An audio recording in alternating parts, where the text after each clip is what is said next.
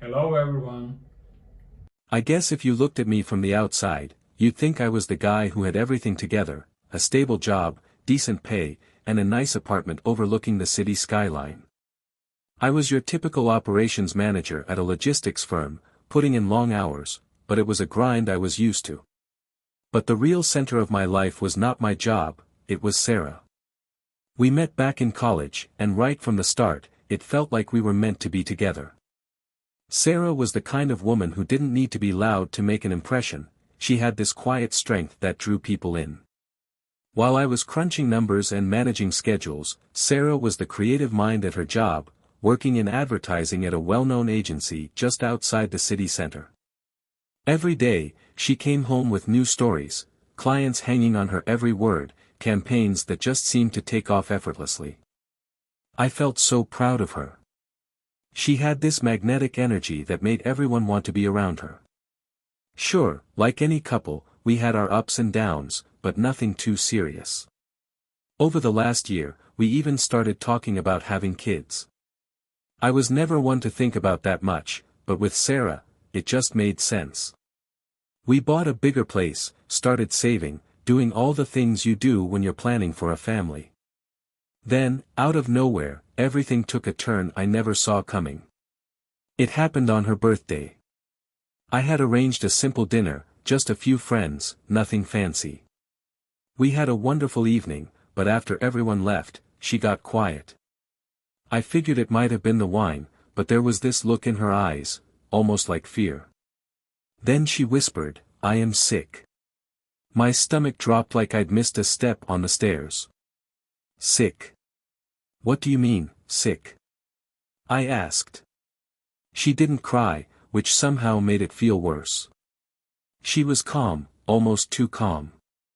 She went over to the counter, pulled a stack of papers from her purse, and handed them to me. I do not know what I expected, maybe just some routine test results, nothing major. But staring at those words, stage 4 lung cancer, I could barely breathe. It was like the world folded in on itself. "You never told me you were sick," I managed to say, my voice barely above a whisper. "How long have you known?" She looked down, arms crossed, and replied softly, "A few months. I didn't tell you because I didn't want to upset you. You have been working so hard, and we were talking about the baby. I didn't want to ruin everything." Ruin everything? I could barely process it. "Emily, you do not keep something like this to yourself. We could have. I do not know, gone to more doctors, tried new treatments." She just shook her head, finally looking at me with tired eyes. "It is advanced," she said quietly. "There is no cure. I have already been to the specialists. I am not going to fight it." That hit me like a hammer. Not going to fight it? Are you just giving up? She shrugged, a sad look in her eyes. "It is better this way. I do not want to drag it out. I do not want you watching me fall apart." I sat down, struggling to make sense of it all. Emily, who was always in control, always had a plan, was telling me she was ready to accept the end without even trying to fight. She sighed, came over, and took my hand. Then she said something that tore right through me, more than the diagnosis itself. "I think we should get a divorce." The words hit harder than any news of cancer. A divorce? "Emily, what are you talking about?" We had plans for a family, a future, but she just looked at me with a kind of distant calm, like she'd rehearsed every word. "It's not going to happen now," she said quietly. "It would be easier if you just move on." I was in complete shock. Move on? "Emily, I love you. I am not going anywhere. If you are sick, we will face it together, no matter how tough it gets." She smiled, but it was a sad smile, not one that warmed you. "You think you can handle it now, but it will only get worse. I do not want you feeling stuck. I want you to live your life." I just kept shaking my head. "Emily, I do not care how bad it gets. I will be with you through all of it. We will get through this." But she only looked at me with those tired, faraway eyes. For the first time, there was a distance between us that I could not cross. Finally, she broke the silence, saying barely above a whisper, "We are not having a child, not now. I can't do that to you, to us." Her words hung heavy in the air, but I was not about to let them settle. I was not going to give up on her, on us. That night, I spent hours trying to change her mind, trying to show her we could handle this together, but she seemed determined. It was like she had already made her peace, like something more was going on, something she was not telling me. From then on, things were different. I tried everything I could think of to get her to at least try some treatment, but every time I brought it up, she shut me down. "Let us just live, okay?" she would say, brushing off my worries with that same distant smile. I do not want my last days to be spent in a hospital bed. But I could not let it go. It was eating me alive, the thought that she was just giving up without a fight. I researched clinics, found specialists, even looked into holistic options. Every time I suggested anything, she shut me down, saying, "There is nothing anyone can do. It is better if you just accept it." But I could not accept it. I was not ready to lose her. I was always a fixer, a problem solver, and now here was the biggest problem of all. The woman I had built my whole future with was fading away, and she would not even try to hold on. I frowned, trying to grasp where this was heading. "What are you talking about?" I asked, feeling uneasy. "I want to feel alive again, Michael," Sarah said, her gaze holding mine. "Ever since the diagnosis, I have felt numb, like I am already gone." Her words hit me hard. "Sarah, we can face this together. You do not have to feel this way. We will find a way," I said, trying to reassure her. But she cut me off, her voice unwavering. "I do not want to discuss treatments anymore. This is not about that." "Then what is it about?" I asked, feeling the tension in the room. She hesitated, like she was deciding if she should really say it. Finally, she took a deep breath, looked me straight in the eyes, and said, "I want one night with other men." For a second, I thought I must have misheard. I just stared at her, expecting her to laugh, to tell me she was joking, but her expression stayed serious. "Excuse me, what?" I stammered, disbelief making my voice shake. "I need to feel something again," she said, her tone steady, almost detached. "I have been dying inside, Michael. I have lost touch with everything that made me feel alive. I don't feel that spark anymore, not even with you. I need something different. I need this, before it is too late." I stood there, frozen, my mind racing to process what she was saying. My wife was asking for one night with other men, a group of strangers. This woman I had loved for years, who had vowed forever with me, was asking for something I could hardly comprehend. "Sarah," I managed to say, my voice barely a whisper, "what are you even talking about?" She did not blink, did not flinch. "I need this, Michael. I need to feel alive again, and right now, you cannot give me that." Her words hit me like a slap across the face. "What do you mean, I cannot give you that?" "I am here, I have been here, trying to support you, trying to help, and this is what you want? To go be with other men?" She sighed, frustration flashing in her eyes. "You do not get it, it is not about you. This is about me. I do not have much time left, and I do not want to spend it feeling this way, trapped, lifeless." I shook my head, trying to process this. "So, sleeping with a bunch of men, that is what is going to make you feel better?" She nodded, calm and certain. "Just one night. One night where I can feel like myself again, feel something again." I began pacing the room, trying to wrap my head around what she was asking. "No, no way. I am not letting that happen." Her face hardened, her gaze narrowed. "You are not letting me? You are telling me what I can or cannot do with my own life, when I have barely any time left?" Her voice rose, filled with a fire I had not seen in months. I am telling you that I need this, and you are saying no. I am not asking for your permission. Why am I not enough, Sarah? Why is it not enough for you to have me here with you? She stood up, looking me straight in the eye, and I saw something in her that scared me, a fierce determination. Because I am dying, Michael. I am actually dying, and I cannot spend the little time I have left pretending that everything is fine when it is not. I need this, I need to feel some control, even if it is only for one night. I had no words. It felt like the ground had disappeared beneath me. She was angry, angrier than I had ever seen her, and the worst part was that, to her, this all made perfect sense. I do not want to spend the rest of my days arguing with you over this, she said, her voice softening but still unyielding. If you cannot handle this, then maybe we should end things right now. Her words struck me silent. Divorce, over this? The rest of the night, we barely exchanged a word. I could not even look at her. Every time I thought I understood her, she would say something that shook me to the core.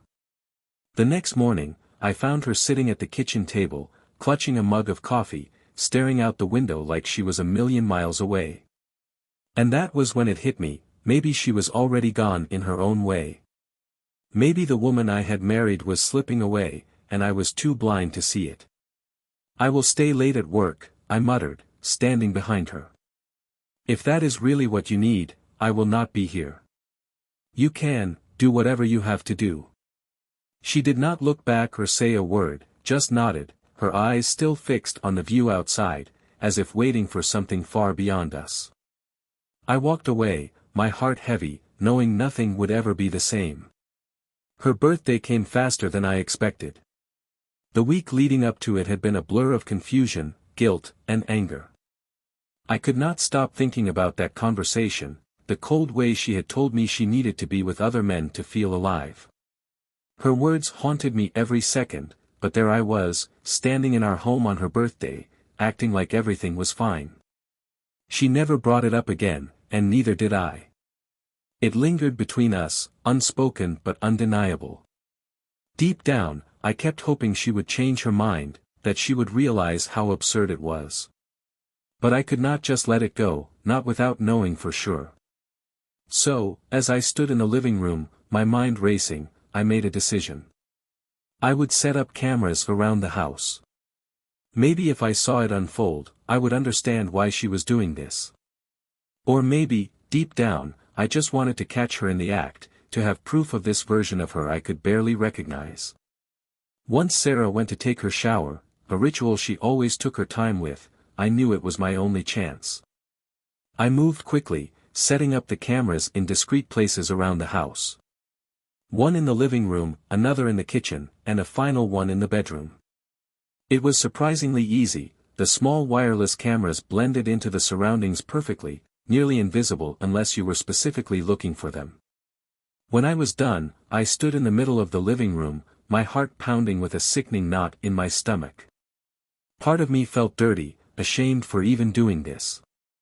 But then I reminded myself that she had pushed me into this situation. She was the one who wanted to go through with something so twisted, and I had to know the truth, however painful it might be.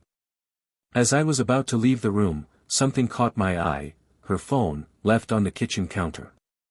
Sarah was always glued to her phone, checking messages or scrolling through social media. My mind spiraled, wondering if she was already texting those men she intended to bring into our home tonight. I knew it was wrong, but the temptation was overwhelming. With her still in the shower, I grabbed her phone, hands trembling as I unlocked it and began scrolling through her messages. At first, it was the usual stuff, texts from friends, emails about work, nothing out of the ordinary. But then I saw it, a conversation with someone named Dr. Benson. My heart sank. I opened the chat and started scrolling. At first, it looked like typical doctor-patient talk, appointments, medical procedures. But as I read further, everything I thought I knew shattered. Sarah, one of the messages read, "Are you sure you can fake the results? I need him to believe I'm dying." My hands froze as I read those words over and over. The cancer, it was not real. The tests, the diagnosis, all of it was fake. I scrolled further, and there it was again, Dr. Benson, I've taken care of everything. The papers are in the system, there's no trace of anything real. But remember, this wasn't easy to pull off. And then her response, I know, and I appreciate it. I just need him to think I'm sick enough that he'll leave without a fuss. It was like a punch to the gut. I read on, my chest tightening as anger flooded in. Then, the final blow, that's why I slept with you, isn't it, she had written. Keep quiet, and I get the fake diagnosis. It's a win-win. I nearly dropped the phone, my vision blurring as rage took over. She had slept with this doctor, the same man who had fabricated her diagnosis. She had spun a whole web of lies, manipulated me, dragged me through emotional hell, just so she could leave without dealing with the mess of a real divorce. And to top it all off, she had an affair with her doctor to make it happen. I could barely breathe. The walls felt like they were closing in on me as I stood there, trying to process how long she must have been planning this. How long had she pretended to be sick, while I begged her to get help? I paced around the living room, attempting to calm myself, but the anger was overwhelming. I had to get out of the house before I did something I might regret. I snapped a picture of the conversation on her phone with mine, tossed her phone back on the counter, and stormed out. Walking down the street, my thoughts were chaotic, a mess of hurt and betrayal. I could not believe the level of deceit I had just uncovered. But the worst part was knowing what she planned to do tonight. In our home, she intended to bring those men here, on her birthday, while I was meant to be none the wiser. I glanced at the screenshots on my phone, and a dark idea crept into my mind. I was not about to let this slide without a fight. There was no chance of focusing on work that day. My mind was too full of what I'd seen, Sarah's lies, the fake cancer, the affair with her doctor. It felt like a nightmare I couldn't wake up from. The thought of what was coming that night was unbearable. Sarah acted as if it were just another day, going about her routine without a hint of guilt. But every time I looked at her, I felt a fury boiling beneath the surface. She was actually going to go through with it, and I wasn't going to let her get away with it. That evening, I parked my car a few blocks away from the house, glued to the camera feed on my phone. The cameras I had set up gave me a clear view of everything, the living room, the bedroom. Everywhere she would take them, I would see it all. Part of me wanted to drive away, to forget about this whole mess. But I couldn't. I had to see it through. Around 8 p.m., the doorbell rang. I watched through the camera feed as she opened the door with a smile that sent a shiver down my spine. She was acting like a completely different person, someone I didn't recognize at all. One man entered, then another, and another, 5 in total. They laughed and chatted with her like old friends as she welcomed them, offering drinks and making herself the perfect host. It was sickening. I wanted to look away, but I couldn't. I didn't want to see it, I didn't want to believe this was real, but I couldn't look away. They didn't waste much time. I saw it all unfold in sickening detail. Her body, once only mine, was now theirs, all 5 of them at the same time. Every sound, every movement, every disgusting detail was captured by the cameras I'd set up. It was like watching the worst kind of horror film. Except this was my life, my wife. I sat in my car white-knuckling the steering wheel, fury building inside me until it felt like I was going to explode. I wanted to barge in right then and there, to tear the place apart, but I forced myself to wait. I recorded everything, capturing the proof I needed, the truth of what Sarah had become. When it was finally over, I snapped my phone shut and stepped out of the car, my mind spinning with rage. All I could think about was ending this nightmare, whatever it took. I reached into the back seat and grabbed the metal bat I kept for emergencies, then stormed toward the house. By the time I reached the door, I was beyond reason, my blood boiling and every fiber of my being screaming to put an end to this madness. I slammed the front door open and stormed into the living room, the bat raised high like a weapon. What the hell is this? I roared, my voice raw with fury.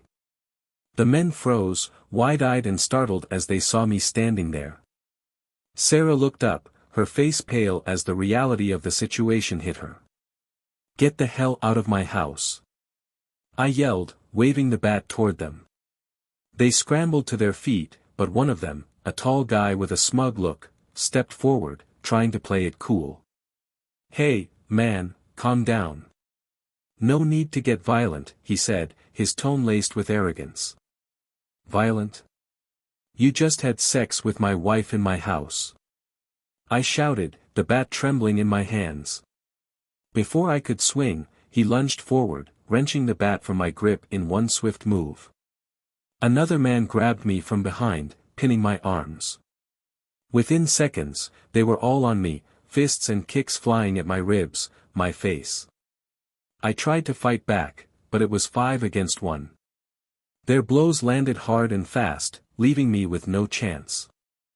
I felt my ribs crack under the pressure, my vision blurring as blood streamed from my nose. They showed no mercy, each punch and kick radiating pain through my body until I could not even stand. Somewhere in the chaos, I heard Sarah scream, "Stop it. You are going to kill him." But they did not stop until they were satisfied, leaving me crumpled on the floor, barely able to move. They tossed the bat aside and left without a word, laughing like it was just another night. The door slammed shut, and suddenly, it was just me and her. Sarah stood over me, her face a mixture of shock and fear, but she did not move, did not even try to help. She just stood there, frozen, unable to believe what had just happened. I could barely speak, my voice weak and ragged. "Why? Why did you do this?" She stayed silent, staring down at me as the room spun, darkness closing in. The last thing I saw was her face, still locked in that terrified expression, before everything went black. When I came to, I was still lying in the living room, my entire body throbbing with pain. My ribs felt shattered, and my face was swollen from the beating. Slowly, the memories flooded back, the bat, the men, Sarah just standing there watching. The realization hit me like a sledgehammer to the chest, and I groaned as I tried to sit up. Then I heard her voice, sharp and angry. "What the hell did you think you were doing?" Sarah screamed, her face twisted with rage as she stood over me. "You ruined everything. We had an agreement." I stared at her, still trying to clear my head. My body was in agony, but it was nothing compared to the fury boiling inside me. "Agreement? You think I ruined everything?" I spat, my voice hoarse. "You brought them into our home, Sarah. You did this." Her eyes flared with frustration. "We talked about this, Michael. You said you would stay at work. You agreed. What did you think was going to happen?" "I did not agree to anything, Sarah," I muttered, struggling to get to my feet, one hand pressed against my bruised ribs. "I thought I could trust you, but I should have known better." She threw her hands up in exasperation. "Trust me? After everything, you could not even follow through on your word. This was about me, not you. I needed this." I let out a bitter laugh, shaking my head. "Needed it? What you needed was an excuse to destroy everything we built together. And now you are acting like I am the problem? Like I am the one who ruined this marriage?" Her anger shifted to desperation as she realized where the conversation was going. "Michael, we had an understanding." "No," I cut her off, my voice rising with anger.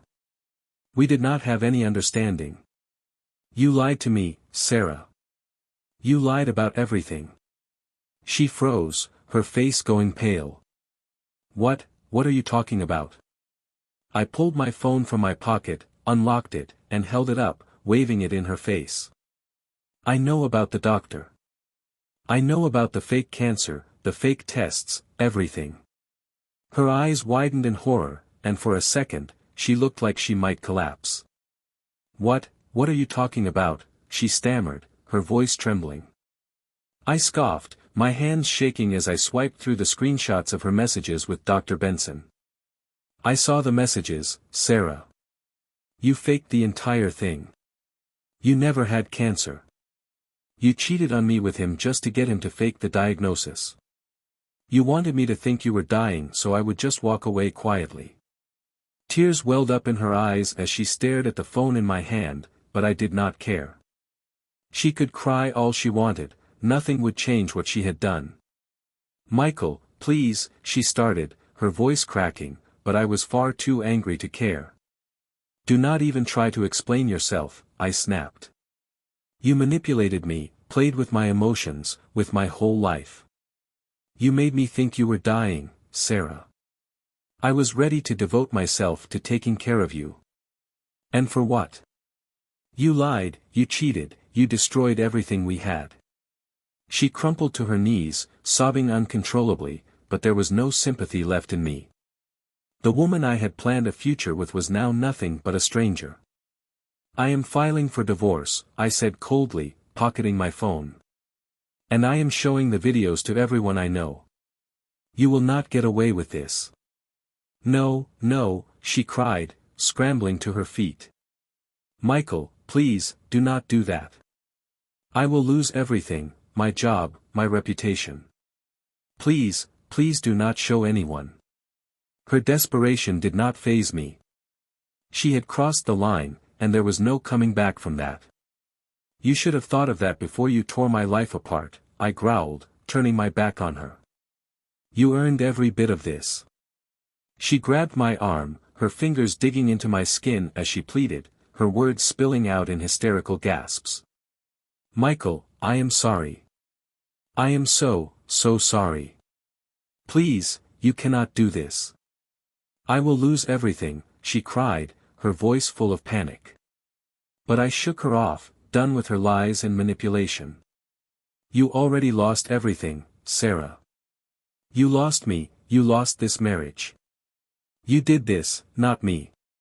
Tears streamed down her face as she sobbed, trying to explain herself, but I had already lost faith in her a long time ago.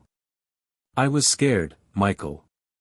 I did not know how to tell you, she choked out, her face twisted in agony. I glared at her, bitterness thick in my voice. You did not lose faith, you wanted an excuse. You wanted an easy way out without facing the consequences. That is all this was for you, an escape plan. She tried to argue, but I was not listening anymore. I was done. Her betrayal was too deep, and nothing she could say would ever make it right. What you did is unforgivable, I said, my voice like ice. You lied about dying, Sarah. You cheated on me with your doctor. Then, you had the audacity to bring those men into our home. Her face contorted in pain, her pleas growing more frantic as she realized just how far she had pushed me. Michael, please, I can explain, she began. No, I said firmly. There is nothing left to explain. I turned away from her, limping toward the door. She fell to the floor behind me, her sobs echoing through the house that now felt like a hollow shell of what it once was. I stepped outside, slamming the door shut behind me. For the first time in months, I felt free. But freedom came with a heavy price, a marriage destroyed, a life shattered, with nothing left but the ashes. I thought walking out of that house and leaving Sarah behind would be the end of it. I thought I could finally close the door on all the pain and betrayal. But just when I thought things could not possibly get worse, life threw me another curveball. A couple of weeks had passed since the night she brought those men into our home. I had filed for divorce, ignored her calls, and avoided every attempt she made to reach me. The bruises from the beating had healed, but the emotional wounds were still raw. Then, one afternoon, my phone buzzed with another message from her. I almost ignored it, not wanting to hear her excuses, but something made me look. Michael, I am pregnant. The word hit like a punch to the gut. My first reaction was anger, pure, seething fury. How could she be pregnant after everything? And worse, how could I even be sure the child was mine after all she had done? I left her message unanswered, letting it sit there, festering in my mind. I had too many questions, too many doubts. The thought of Sarah being pregnant, of raising a child after everything she had put me through, felt like an impossible task. But I needed answers. A few days later, she showed up at my door unannounced. Reluctantly, I let her in. She stood before me, looking terrible, pale, thin, with hollow eyes that showed the toll the last few weeks had taken. "I am really pregnant, Michael," she said, her voice barely above a whisper. "I went to the doctor. It is real." I crossed my arms, trying to hold back my anger. "And how do I know it is mine?" I asked coldly. She winced as if I had slapped her. "What? Of course, it is yours, Michael. We talked about having a baby. We tried." I shook my head. "That was before you cheated on me, Sarah. Before you brought 5 men into our home. How am I supposed to believe this baby is mine?" Her face crumbled, tears welling up in her eyes. "I swear, it is yours. I never did anything like that until that night. Please, you have to believe me." I looked away, my anger simmering just beneath the surface. "Why should I believe anything you say? You lied about cancer. You cheated on me. You destroyed everything we had." "I know," she cried, her voice breaking. "I know I ruined everything, and I am so sorry. But this baby, it is ours, Michael. I cannot do this alone." Her words hung in the air, but they did not move me. The damage was done, the trust was shattered. "I am not going to be a father to a child I cannot even be sure is mine," I said flatly. Her sobs grew louder, and she collapsed on the porch, covering her face with her hands. "Michael, please. We can do a paternity test. I will prove it is yours. I will do anything. Just please, do not leave me alone with this." I felt nothing. I stared at her, broken and desperate, but any sympathy I might have felt was long gone. "This baby does not change what you did," I said coldly. "It does not erase the lies, the betrayal. We are finished, Sarah." She choked out a sob, her voice thick with pleading. "I will do anything, therapy, counseling, whatever it takes. I'll make things right, I swear." I shook my head, feeling that cold, empty rage rise within me again. "You cannot make this right, Sarah. You destroyed our marriage. I do not even know who you are anymore." She looked up, her face soaked with tears, her hands trembling. "Michael, I am scared. I do not want to do this without you. Please do not leave me alone with the baby." A bitter laugh escaped me, sharp and harsh. "You were fine being alone when you made your choices, were you not? You did not care about me then, so why should I care now?" She sobbed harder, her shoulders shaking as she collapsed into herself. I felt a fleeting twinge of something, maybe pity, maybe the ghost of what we once had, but I could not let it sway me. "I will take a paternity test," I said, my voice hard and unyielding. "If the baby is mine, we will figure out custody. But we are done. You made sure of that." She said nothing, just sat there as her world crumbled around her. I turned and walked back inside, closing the door on her, knowing I had just walked away from whatever future we might have had. The divorce moved quickly after that. The paternity test confirmed what she had said, the baby was mine, but it made no difference. News of what Sarah had done spread fast. Her friends distanced themselves, disgusted by her actions, and her parents were heartbroken, unable to reconcile the person she had become with the daughter they thought they knew. Whenever we crossed paths, I could see the shame in their eyes. Sarah's life unraveled, the guilt and isolation weighed heavily on her. She tried to reach out to the few friends she had left, but no one wanted anything to do with her. She had made her bed, and now she had to lie in it. Every time we met to discuss the pregnancy, I could see how much she was struggling. She was truly alone now, no friends, no family support. She was the woman who had torn apart her marriage, and no one would let her forget it. As for me, I kept my distance. I would be there for the baby, but that was all. Sarah's choices had consequences, and she was living them every single day. After Sarah, I swore off any idea of marriage, trust, or family. Her betrayal was so deep that it felt impossible to ever come back from it. But fate has a twisted way of appending your plans. I thought I had hit rock bottom when I found out about the lies, the fake illness, and the infidelity. Then came the news of the pregnancy, and my world tilted again. I had been ready to fight for that child, to take responsibility despite everything. But then, I got a call that destroyed whatever hope I had left. It came from a mutual friend, one of the few who had stayed in touch with both of us through the fallout. I had not wanted to hear anything about Sarah's life, but when I picked up and heard the friend's voice, I knew something was wrong. She had an abortion, the friend said, voice tight with discomfort. I thought you should know. I stood in my kitchen, staring at the floor, gripping my phone so hard I thought it might break. I could not speak. There were no words.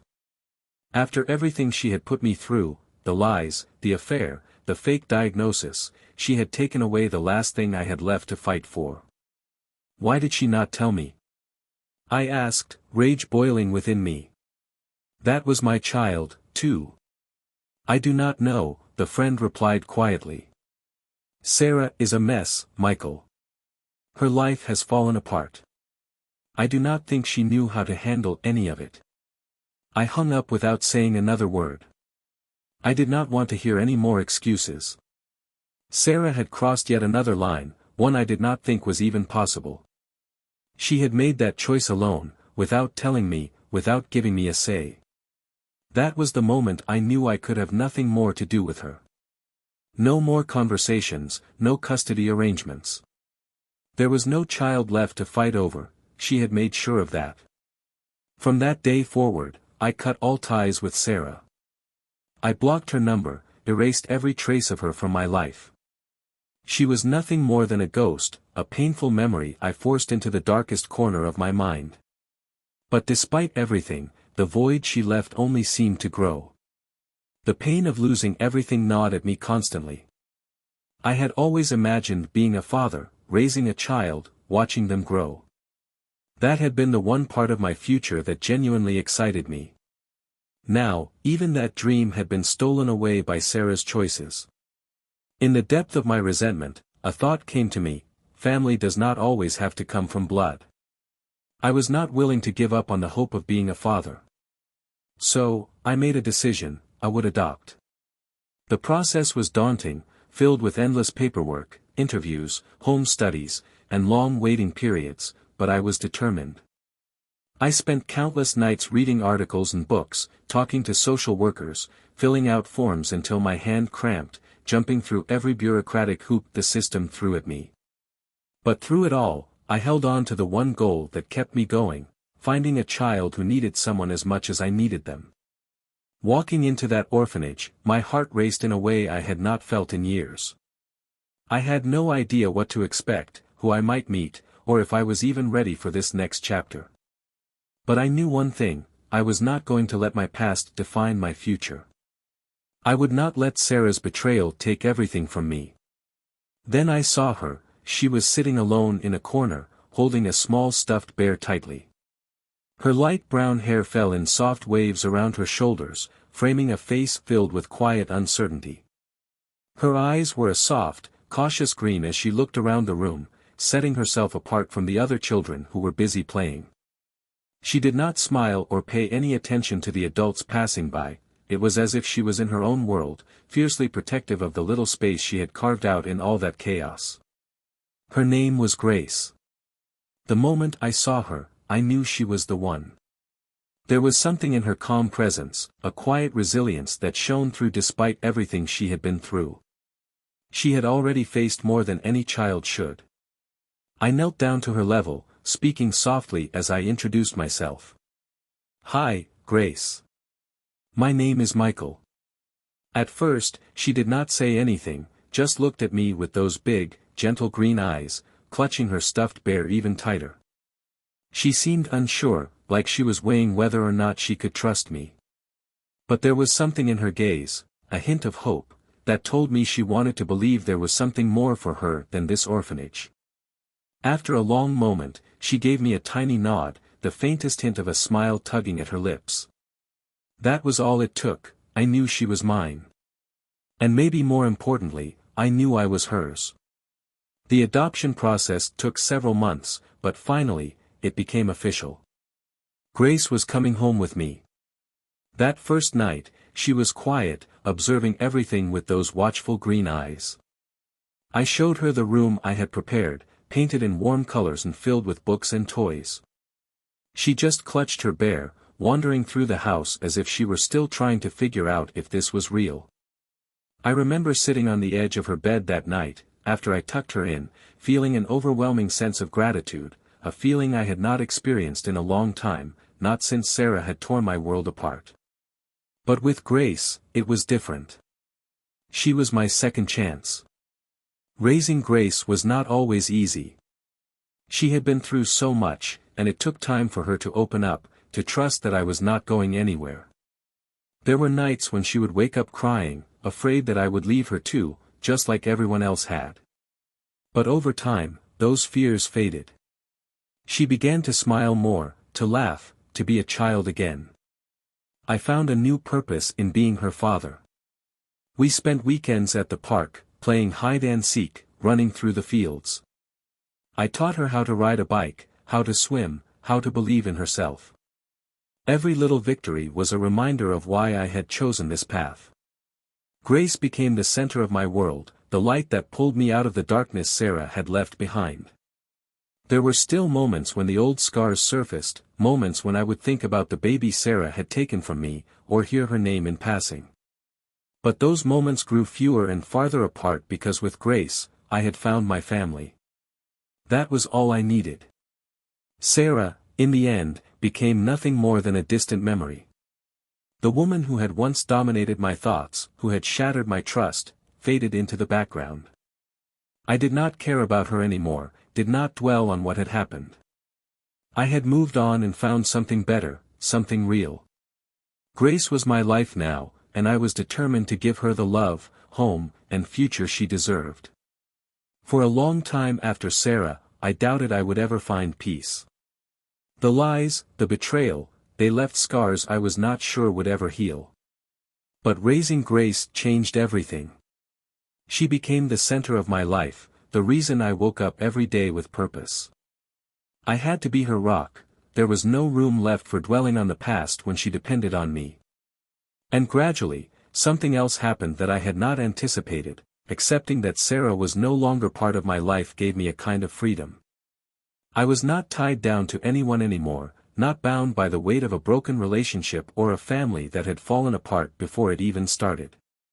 I could finally rebuild my life on my own terms, and that was exactly what I did. I stopped looking for anyone to fill the void Sarah had left. For years, I had believed I needed a traditional family to be happy, a marriage, kids, the picture-perfect life. But after all I had been through, I realized I did not need any of that to find peace. I had Grace, a job that kept me busy, a house that was finally starting to feel like home again, and a sense of contentment that had eluded me for so long. Sure, people asked if I was dating, if I was looking for someone new. Friends, co-workers, they all seemed to think I needed someone in my life to make it feel complete. But I was not searching for love anymore. I had enough of that with Sarah, who had shown me what love could turn into when it was built on lies and deceit. I was not about to make that mistake again. And honestly, between work and raising Grace, my days were full enough. I was content, focused on her, on being the best father I could be. The thought of bringing someone else into our lives, adding complications with a new relationship, felt entirely unnecessary. I had endured more than enough drama for a lifetime. Grace kept me busy, she was growing up fast, transforming from the reserved little girl I had met at the orphanage into a lively, curious, and joyful child. She had this way of lighting up any room she entered, her laughter was contagious, and her energy seemed endless. Every day with her felt like a new adventure, and watching her thrive made me feel like I was doing something right. But as much as I loved spending time with her, there were times when I needed a breather. Work demanded more of my attention, especially as I started climbing the ladder at my company. I had thrown myself into my career, tackling new projects, expanding my role, and focusing on creating a secure future for Grace and me. I wanted to give her everything, and that meant long hours at the office sometimes. That is when I decided to hire a nanny. Her name was Jessica, a young woman fresh out of college with a background in working with kids. She was exactly what we needed: responsible, reliable, and wonderful with grace. I was hesitant at first, worried about leaving my daughter in someone else's care, but after a few weeks, I realized I could trust Jessica. She had a natural way with children, and Grace adored her. Having Jessica around gave me the freedom to focus on work without constantly worrying. Most importantly, Grace was happy, not just getting by, but really thriving, and that made everything else feel small in comparison. Life settled into a rhythm. My days were divided between work and home, with Jessica stepping in to help when my schedule got too overwhelming. I made sure to spend as much time as I could with Grace, taking her to the park, reading her bedtime stories, helping her with schoolwork. But I also knew I could not do it all alone. Jessica's presence allowed me to breathe, to focus on providing for Grace in the long run while also ensuring she received the love and attention she needed. It was not always easy. Some nights, I would come home late, exhausted from meetings and deadlines, only to find Grace waiting for me, eager to tell me about her day. I never wanted to let her down, but balancing fatherhood and work was a challenge. Still, I was managing. More than that, I was doing well. I was not the same man I had been with Sarah. That version of me, the one so fixated on creating a picture-perfect family, was gone. Now, it was just me and Grace, and that was enough. We had our routine, our own little world, and I was content with that. The world outside could wait. As time passed, people began to ask if I was seeing anyone or if I planned on dating again. With Jessica around the house more, she sometimes hinted that maybe I should go out more, meet someone new. But I had no interest in dating, no desire to bring back the chaos of a relationship. Sure, I missed companionship sometimes, missed having someone to talk to at the end of the day. But not enough to risk what I had built with Grace, not enough to open myself up to the kind of heartbreak I had lived through with Sarah. I had seen betrayal up close, I knew the pain of shattered trust, and I was not willing to experience it again. I had come too far, healed too much, to throw it all away on the slim chance of finding love. So I stayed single, focused on my career, and poured all the love I had into my daughter. She was my priority, and everything else was just noise. Soon, Grace was starting school, and I found myself adjusting to a new routine. Mornings were filled with packing lunches, getting her ready, and dropping her off before heading to the office.